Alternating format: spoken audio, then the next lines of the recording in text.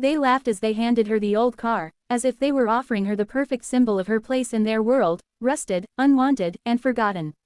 Moments after the will reading, she stood in the cold hallway of her late husband's family home, pregnant, exhausted, and trying her best to hold her tears inside.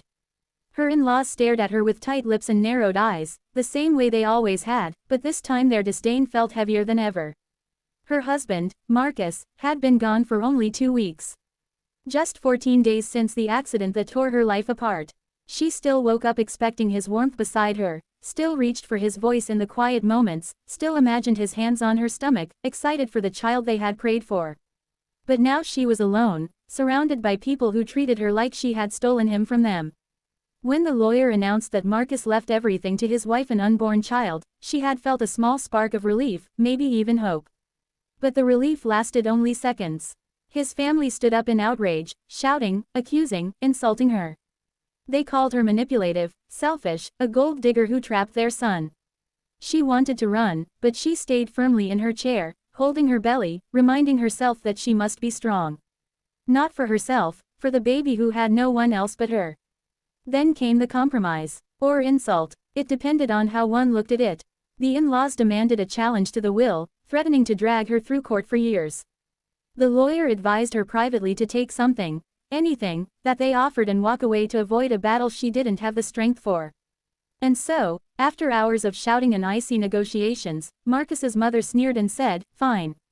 She can have that old piece of junk outside. That car meant something to him once. Let her take that and go." They laughed, actually laughed, as if giving her an old Cadillac was some kind of humiliation. They thought she would be crushed, embarrassed, defeated. She said nothing. She simply accepted the keys, turned toward the door, and walked out while they watched her like vultures expecting her to collapse.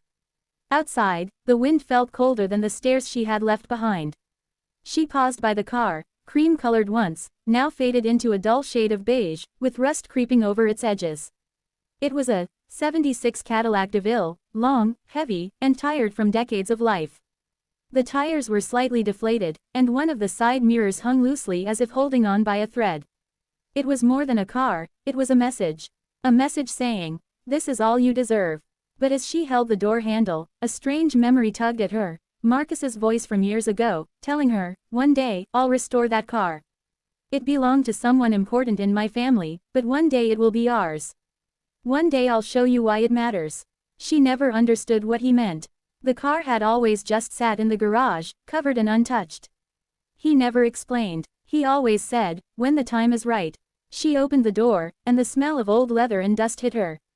She sat inside, running her fingers across the cracked steering wheel, breathing heavily as she fought back tears.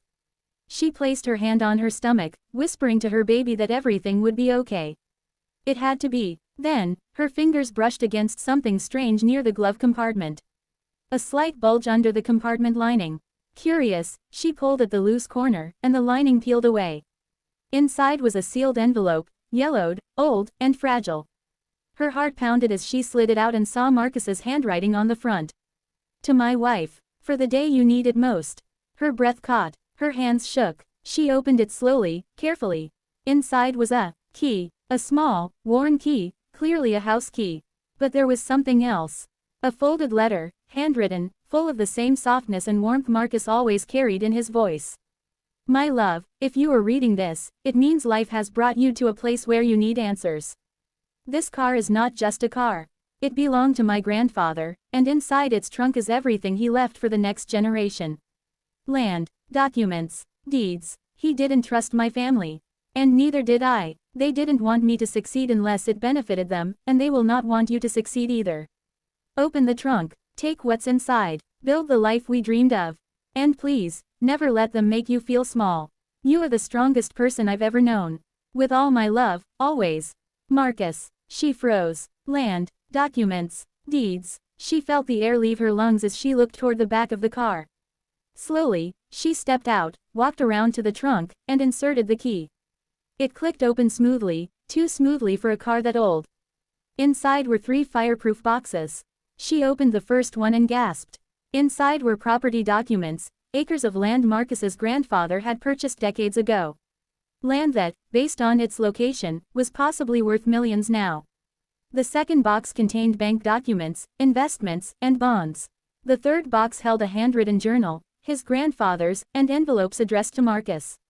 Envelopes that proved Marcus had been the rightful heir of an old family fortune, one hidden because his father and siblings tried to claim it for themselves. With trembling hands, she flipped through the papers, each page lighting a spark of shock, disbelief, and then growing strength. Everything his family had fought to keep from her, everything they hid, was right here. The truth, the inheritance, the future Marcus always wanted her to have. She closed the trunk and looked back at the house in the distance. In the windows, she could see shadows, his family watching her through the curtains, no doubt eager to see her struggle to start the car or break down. They expected her to drive away like a defeated woman. But instead, she stood tall. The old Cadillac, the one they mocked, wasn't a joke, it was the key to her freedom. Her security, her child's future. And Marcus had planned it all quietly, lovingly, knowing exactly who his family was and what they were capable of. She slid back into the driver's seat, turned the key, and miraculously, the engine roared to life. The sound was deep, powerful, as though the car itself was waking up after years of silence. She felt a rush of courage in her veins, like Marcus was sitting right beside her. As she drove away, she didn't look back. She didn't need to. The past was behind her, and the future, her future, was glowing brighter than she ever imagined. In the weeks that followed, she met with lawyers, real estate experts, and financial advisors. She secured the land, moved into a small apartment, and began to rebuild her life piece by piece. She went to therapy, joined mothers' groups, and prepared for her baby's arrival with a new sense of purpose. The more she explored Marcus's grandfather's documents, the more she realized the depth of the legacy. The land alone was enough to provide her child with a secure life, but the investments, carefully chosen decades earlier, had grown into something even bigger. She could build schools, community centers, safe spaces, everything Marcus had dreamed of but never got the chance to achieve. Months passed, and the baby arrived, a beautiful girl with her father's eyes. She held her close and whispered promises that she would grow up free, safe, and loved. Meanwhile, word eventually reached Marcus's family. They tried to contact her. They tried to apologize. They tried to make amends. But she never responded, not out of revenge, but because she didn't need anything from the people who had once looked at her with coldness and cruelty. She chose peace. She chose healing. She chose to focus on her daughter and the life she was building. The old Cadillac, once a symbol of shame, now sat in her garage, fully restored. She had the car repainted the original cream color, fixed every detail, polished every surface. She kept it not as a reminder of pain, but as a reminder of Marcus's love and foresight. Of how he protected her even after he was gone. Of how a single object people mocked could hold the power to change everything. Every now and then, she would sit in the car with her daughter, telling her stories about the man who loved them both more than anything. Stories of courage, hope, and resilience. Stories of rising above cruelty, of standing tall even when the world tries to push you down. And now, her story, one of heartbreak, discovery, and triumph, lives on to inspire others. Because every life holds secrets. Every journey holds hidden strength. And sometimes, the things people laugh at are the very things that lead us to our destiny. And that is what this channel is all about. Stories of resilience, of survival, of unexpected strength.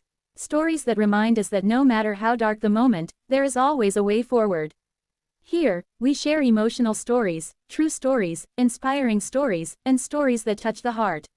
Stories of racial injustice overcome, of Black voices rising strong, of everyday heroes finding courage, of people discovering hope in the most unexpected places. We believe in storytelling that heals, that uplifts, that opens eyes and strengthens hearts. Stories that remind you that you are not alone, that your struggle matters, that your journey is powerful. Stories that celebrate resilience, love, hope, and the unbreakable human spirit. Because sometimes, the story that changes everything starts with something as simple as an old car.